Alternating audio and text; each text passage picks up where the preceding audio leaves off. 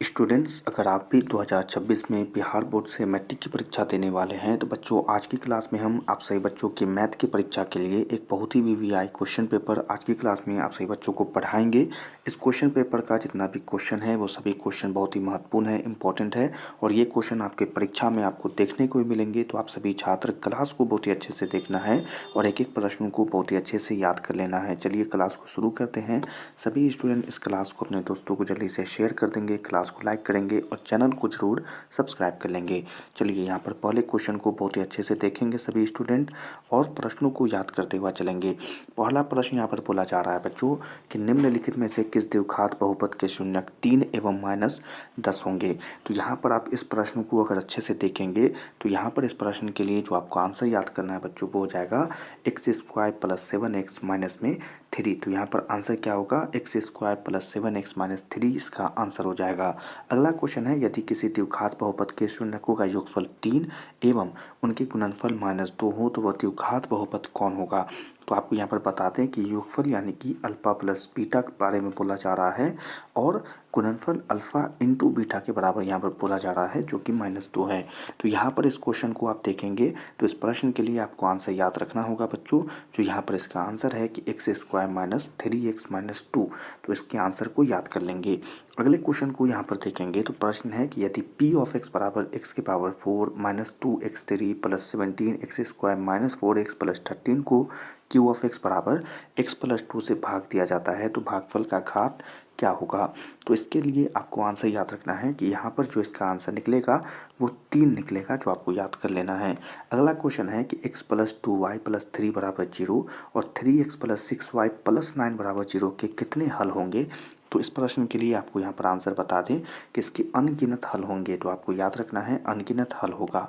अगला क्वेश्चन है कि दो रैखिक समीकरणों के लेखाचित्र यदि समांतर हो तो हलों की संख्या क्या होगी। एक वीवीआई क्वेश्चन और आपके परीक्षा के लिए बहुत ही इंपॉर्टेंट भी है और इसके लिए आपको आंसर याद रखना है कि यहाँ पर इसका आंसर नहीं दिया हुआ है, ठीक है। चलिए अगले क्वेश्चन को यहाँ पर देखेंगे कि रैखिक समीकरण युग्म 5x - 4y + 8 = 0 एवं 7x + 6y - 9 = 0 यहाँ पर क्या है।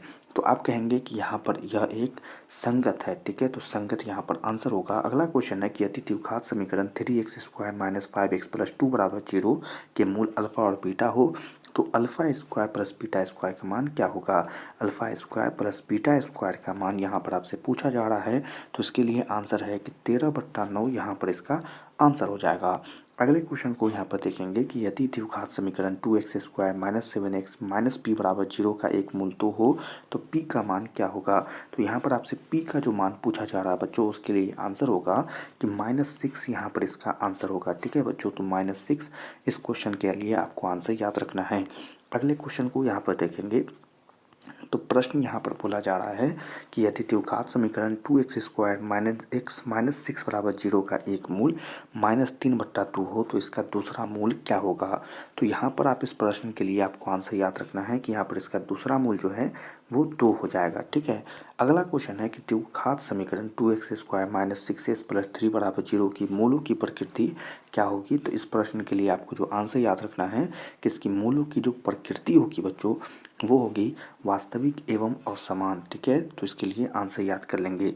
अगला क्वेश्चन है कि वर्ग अंतरालों 2 -5 5 -8 8 और -11 के वर्गों की लंबाई क्या होगी। तो आपको आंसर पता होना चाहिए कि इसकी वर्गों की लंबाई 3 होगी, जो आपको याद रखना है। अगला क्वेश्चन है कि यदि 4 लगातार विषम संख्याओं का माध्य 6 हो तो सबसे बड़ी संख्या क्या होगी। तो एक वीवीआई क्वेश्चन परीक्षा के लिए बहुत ही इंपॉर्टेंट और इसके लिए आंसर है कि विषम संख्याओं का माध्य सबसे बड़ी संख्या 9 हो जाएगी, ठीक है। अगला क्वेश्चन है कि प्रथम 6 सम प्राकृतिक संख्याओं का माध्य क्या होगा। तो आंसर पता है कि यहाँ पर 7 जो है आंसर हो जाएगा, माध्य 7 होगा। अगला क्वेश्चन है कि 1 + cot² थीटा बराबर क्या होता है। तो एक वीवीआई क्वेश्चन और परीक्षा में ऐसे प्रश्न आपको बहुत देखने को मिलेंगे और इसका जो आंसर है 1 + cot² थीटा बराबर cosec² थीटा होता है। तो आप इसे याद कर लेंगे। अगला क्वेश्चन है कि 8 7 9 3 9 5 4 5 7 और 5 का बहुलक क्या होगा। तो आपको यहाँ पर जो संख्या ज़्यादा बार आपको देखने को मिल रहा है वही यहाँ पर इसका बहुलक होगा, यानी कि 5 जो है यहाँ पर इसका आंसर होगा, यह इसका बहुलक है। अगला क्वेश्चन है, यदि पी ऑफ ई बराबर 0.02 हो तो पी ई डैश बराबर क्या होगा। बहुत ही अच्छा क्वेश्चन, बहुत ही महत्वपूर्ण क्वेश्चन और आंसर होगा 0.98। ठीक है। अगले क्वेश्चन को यहाँ पर देखेंगे कि दो पासों को एक साथ फेंका जाता है तो ऊपर आने वाले अंकों का अंतर शून्य होने की प्रायिकता क्या होगी।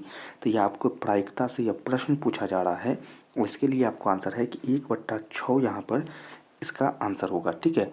चलिए अगले क्वेश्चन को यहाँ पर देखेंगे तो महत्वपूर्ण क्वेश्चन यहाँ पर पूछा जा रहा है जो आपको आंसर बताना है बच्चों। अगला क्वेश्चन है कि दो सिक्कों की उछाल में दोनों पार शीर्ष आने की प्रायिकता क्या है। तो बहुत ही वीवीआई क्वेश्चन, इंपॉर्टेंट क्वेश्चन, परीक्षा के लिए बहुत ही महत्वपूर्ण क्वेश्चन। प्रश्न है कि शीर्ष आने की प्रायिकता क्या होगी। तो 1/4 यहाँ पर इसका आंसर होगा। अगला क्वेश्चन है, एक वर्ष में एक महीना यदृच्छ चुना जाता है, इसके जून या सितंबर आने की प्रायिकता क्या होगी। जून या सितंबर आने की प्रायिकता क्या होगी। तो यहाँ पर 1/6 इसका आंसर हो जाएगा। अगला क्वेश्चन है यहाँ पर कि एक पासे की फेंक में संख्या 4 और 5 आने की प्रायिकता क्या होगी। आंसर बहुत ही अच्छा है और आपको इसका आंसर भी पता होना चाहिए कि 1/3 यहाँ पर इसका आंसर होगा। अगला क्वेश्चन है, बिंदु 8 साइन 60 डिग्री 0 तथा 9 और 8 कॉस 60 डिग्री के बीच की दूरी क्या होगी। तो बीच की दूरी यहाँ पर पूछी जा रही है, जो इसका आंसर होगा बच्चों होगा 8।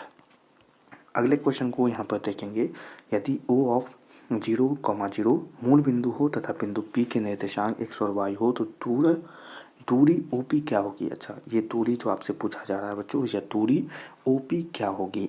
तो यह OP जो बीच का पूछा जा रहा है इसके लिए होगा कि √x² और प्लस y²। ठीक है। अगला क्वेश्चन है, y अक्ष से बिंदु 12 और 14 की दूरी क्या होगी। 12 और 14 की दूरी क्या होगी। तो इसके लिए आंसर है बच्चों, वो आपको याद रख लेना है कि इसके लिए आंसर है 12। ठीक है। चलें अगला क्वेश्चन है कि बिंदु -6 और -8 की कोटि क्या होगी। तो इसकी कोटि होगी -8। अगला क्वेश्चन है, बिंदु 3 और -4 किस पाद में स्थित है।